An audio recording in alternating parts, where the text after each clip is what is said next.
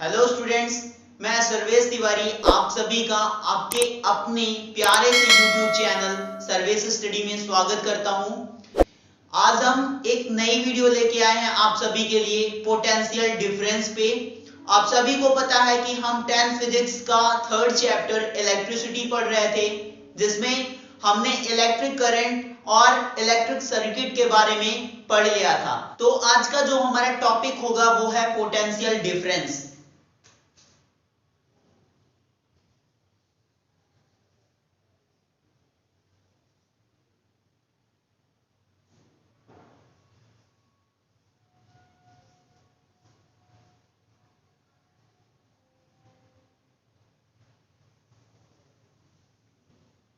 Potential difference students एक बहुत ही important term है इलेक्ट्रिक करंट के लिए। Without potential difference electric current हमारी फ्लो नहीं कर सकती है। ठीक है, अब आपको लग रहा होगा कि सर ने पिछले लेक्चर्स में बताया था कि इलेक्ट्रिक करंट को फ्लो करने के लिए चार्ज की जरूरत होती है। यहाँ पे सर बता रहे हैं कि पोटेंशियल डिफरेंस जरूरी है। तो अभी आपको क्लियर हो जाएगा इस वीडियो में कि चार्ज भी जरूरी है और डिफरेंस तो और भी ज्यादा जरूरी है। स्टूडेंट्स, हम कुछ एग्जांपल्स लेते हैं जिनके थ्रू हम समझेंगे कि पोटेंशियल डिफरेंस क्या होता है। ठीक है, जैसे कि हम दो टैंक्स ले रहे हैं, ठीक है, और दोनों ही टैंक्स में जो वाटर का लेवल है वो हमने सेम कर रखा है और उन दोनों टैंक्स को एक ट्यूब के हेल्प से जोड़ दे रहे हैं। ठीक है, अब उन दोनों में वाटर का लेवल सेम होने की वजह से पानी जो है वो ना पहले से दूसरे टैंक में फ्लो होगा ना दूसरे टैंक से पहले टैंक में। तो वाटर को एक टैंक से दूसरे टैंक में फ्लो कराने के लिए हमको सबसे पहले वाटर के लेवल में डिफरेंस क्रिएट करना पड़ेगा।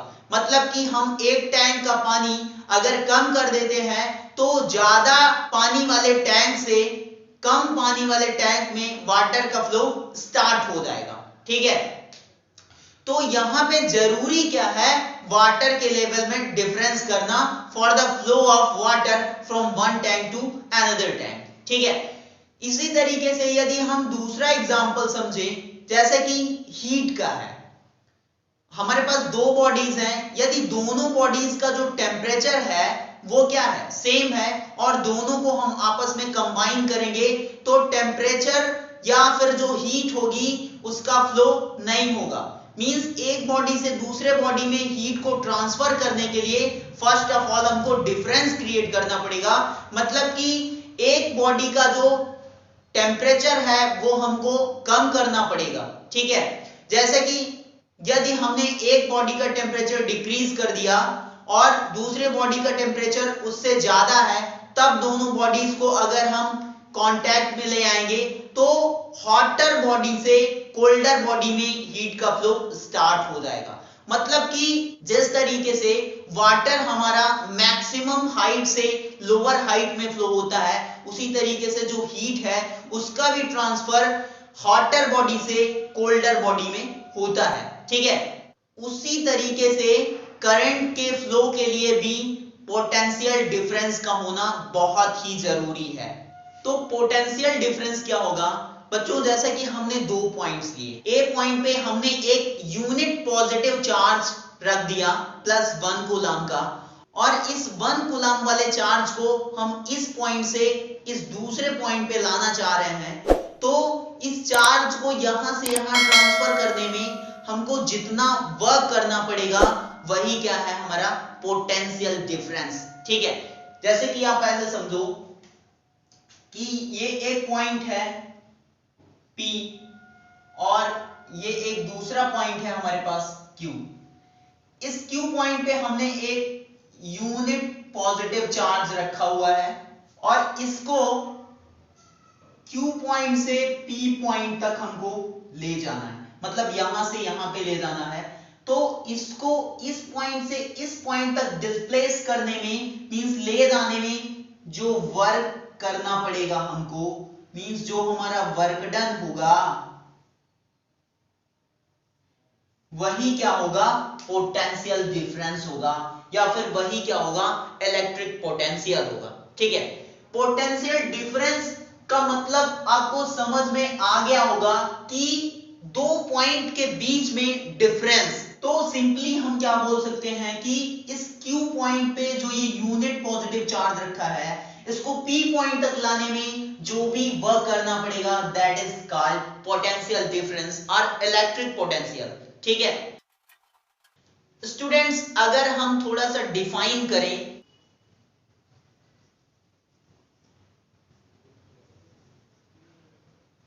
Potential difference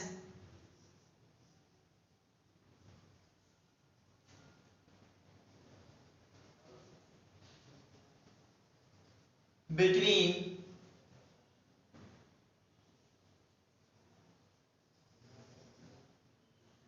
two points is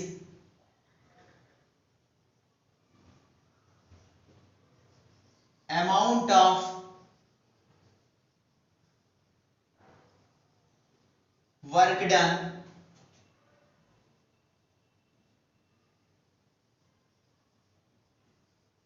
in moving a unit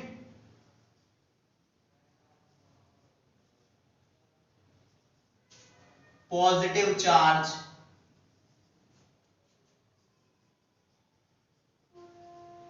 from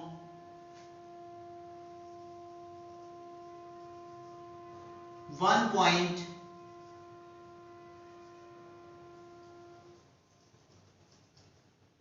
to another point। ठीक है, मींस पोटेंशियल डिफरेंस दो पॉइंट के बीच में वो अमाउंट ऑफ वर्क डन होगा जो कि हम एक यूनिट पॉजिटिव चार्ज को एक पॉइंट से दूसरे पॉइंट तक लाने में करेंगे। ठीक है स्टूडेंट्स, इलेक्ट्रिक पोटेंशियल को हम कैपिटल V से रिप्रेजेंट करते हैं और हमने क्या बताया कि ये क्या होता है,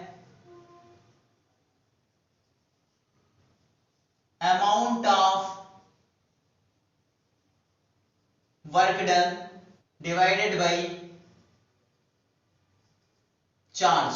मतलब कि किसी चार्ज को ले आने में जितना वर्क डन करना पड़ रहा है उसी को हम क्या बोलेंगे, पोटेंशियल। ठीक है, इलेक्ट्रिक पोटेंशियल।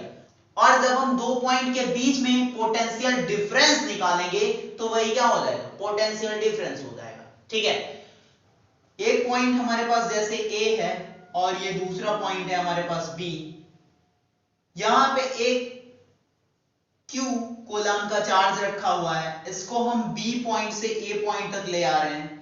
तो अगर हम मैथमेटिकली डिफाइन करें कि इलेक्ट्रिक पोटेंशियल क्या होगा हमारा, तो V is equals to amount of work done, मतलब B से A तक ले जाने में यदि हमको W वर्क करना पड़े तो W अपॉन कितना चार्ज हम ले जा रहे हैं divided by Q। V is equals to W upon Q जो होगा ये क्या हो जाएगा, इलेक्ट्रिक पोटेंशियल। ठीक है, अब पोटेंशियल डिफरेंस का मतलब ये है कि यहां A पॉइंट पे पोटेंशियल कुछ अलग होगा और B पॉइंट पे पोटेंशियल कुछ अलग होगा। तो हम B पॉइंट से A पॉइंट तक चार्ज को ले आ रहे हैं, मींस या तो यहां ज्यादा पोटेंशियल होगा या फिर यहां ज्यादा पोटेंशियल होगा।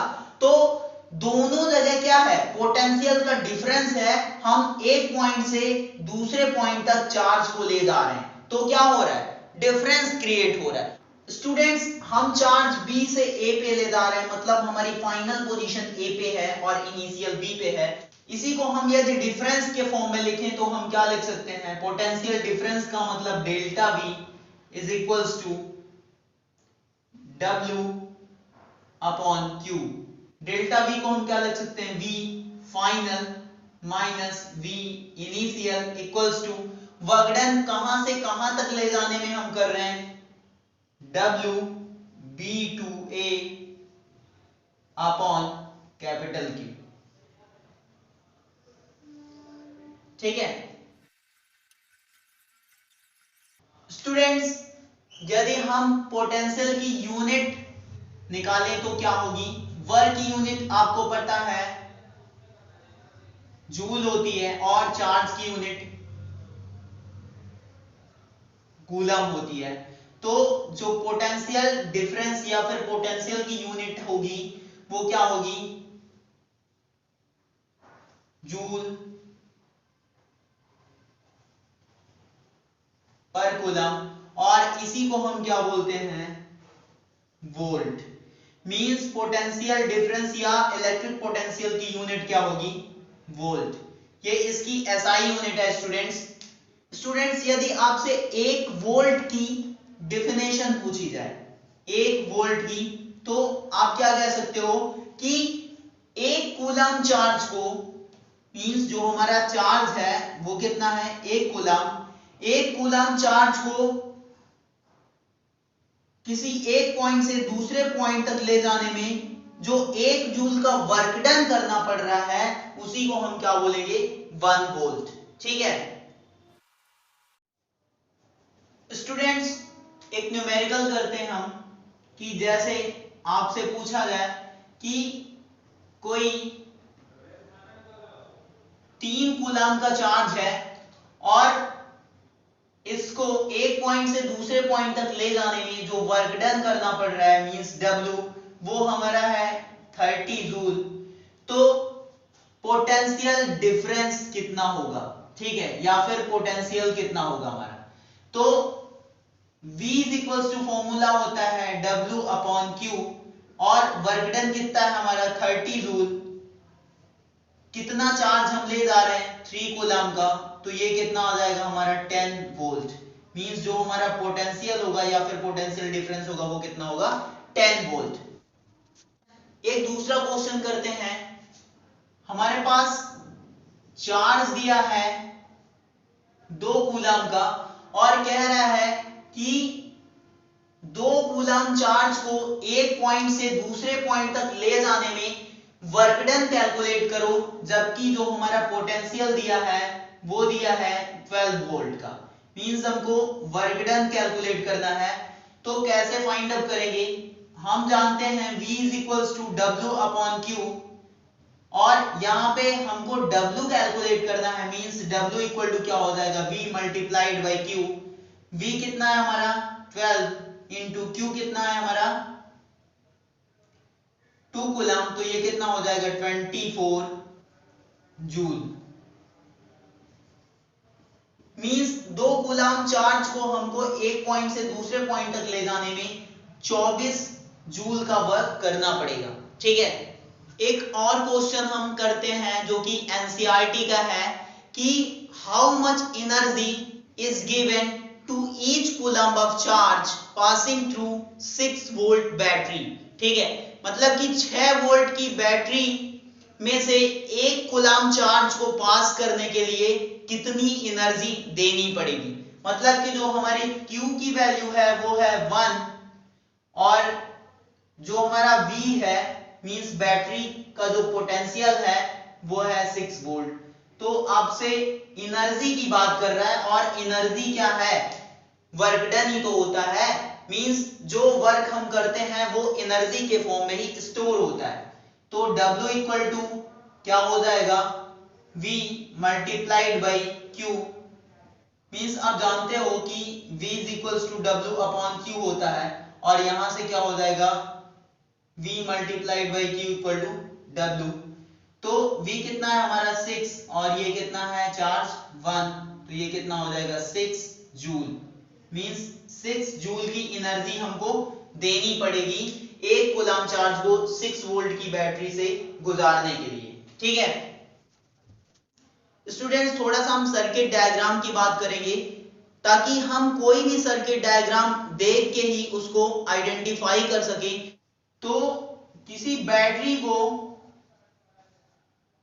इंडिकेट किया जाता है किस डायग्राम से, इससे। ठीक है, ये हमारा जो बड़ी वाली लाइन होगी वो पॉजिटिव टर्मिनल होगा और ये नेगेटिव टर्मिनल होगा। यदि किसी की को मींस प्लग की बोल सकते हो आप या फिर स्विच बोलो, उसको रिप्रेजेंट करना है और ये की क्या है, ओपन है, तो हम कैसे रिप्रेजेंट करते हैं, ऐसे। ठीक है, और यही यदि हमको क्लोज दिखाना है तो हम कैसे इसको रिप्रेजेंट करेंगे, ऐसे, ठीक है। किसी रेजिस्टेंस को शो करना है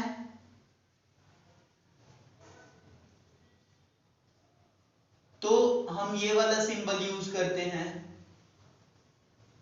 ठीक है। वेरिएबल रेजिस्टेंस को शो करना है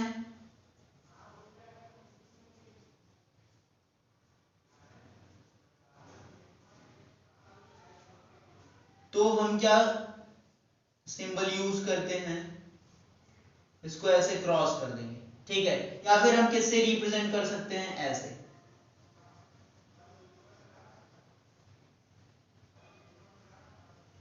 ठीक है।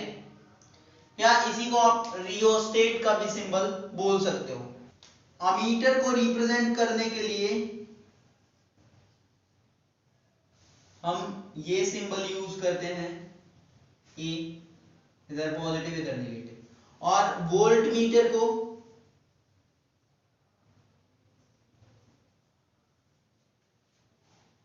ये इधर पॉजिटिव इधर नेगेटिव, ठीक है।